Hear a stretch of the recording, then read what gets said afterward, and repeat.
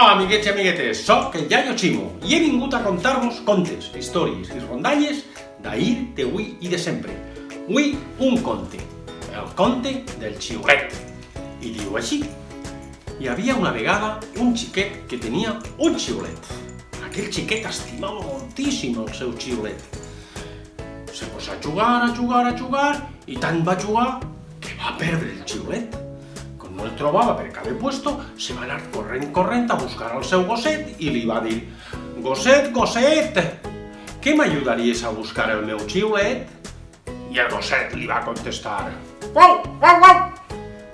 Com vosaltres no enteneu el llenguatge dels gossets, jo vos vaig a dir el que contestà el gos. El gos li va dir: «Sí, te'n buscaré el xiulet si tu me'n dones pa». Ara, el xiquet comença a pensar: com me faré jo per a trobar pa? Pensant, ja està, aniré a demanar-li a ma mare. Corrent se va anar a buscar a la mare i quan va trobar li va dir: «Mare, que me donaries un trosset de pa?» I la mare li va dir: «Sí, te'n donaré pa si tu me'n portes llet».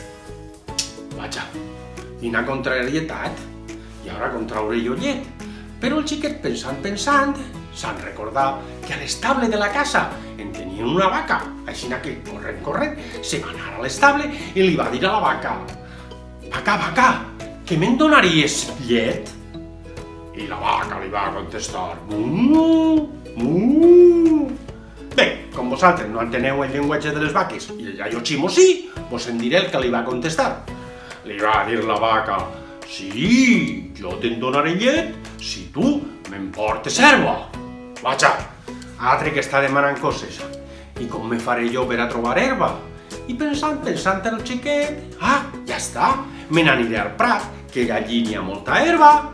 Hala, corrent, se'n va al prat i li diu: «Prat, que me'n dones herba?» I en una remor molt finíssima, el prat li va contestar: que com vosaltres no enteneu el llenguatge dels prats i el Yayo Chimo sí, vos en diré. El prat li va contestar: «Sí, te'n donaré herba si tu me portes una corbella».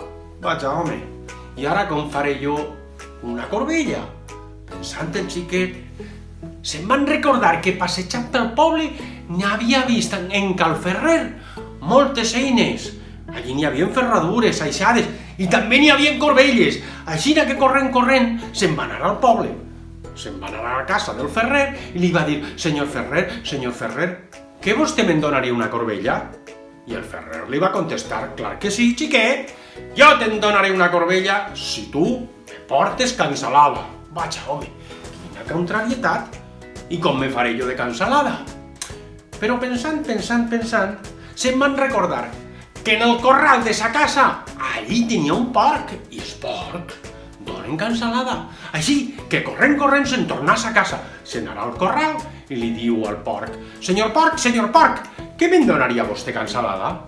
I el porquet li va contestar: «Bé, acurtem les coses, jo vos vaig a traduir el que li va dir el porquet. El porquet li va dir: sí, te'n donaré cansalada, però si tu me'n portes aglans». Home, vaja, i ara com me faré jo dels aglans? Pensant, se'n van recordar que allà en el turó, enmig del camp, n'hi havia una carrasca molt gran, que tenia moltes aglans. Així que corrent, pujà al turó i allí va anar a la carrasca i li va dir: senyora carrasca, doneu-me aglans. Però la carrasca no li contesta. I el xiquet, ja fart de córrer, d'anar pa amunt i anar pa avall, va cridar: «Vent del convent, veniu a mi!»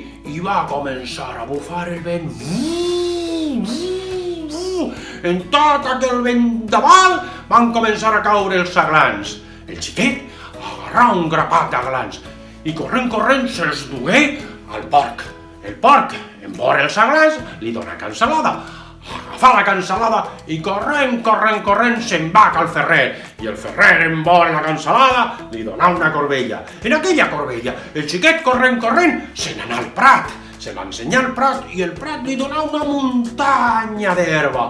En tota aquella herba, corrent, se'n va anar a veure la vaca i li donà la herba. La vaca li donà un bon poal de llet que el xiquet agafà i li endugué a sa mare. I sa mare li donà un trosset de pa. El xiquet agafà el pa, se'l donà al gos. I el gos li donà el xiulet. I el xiquet agarra el xiulet i digué: i el xiulet per a mi! I conte fet, conte contat, conte acabat.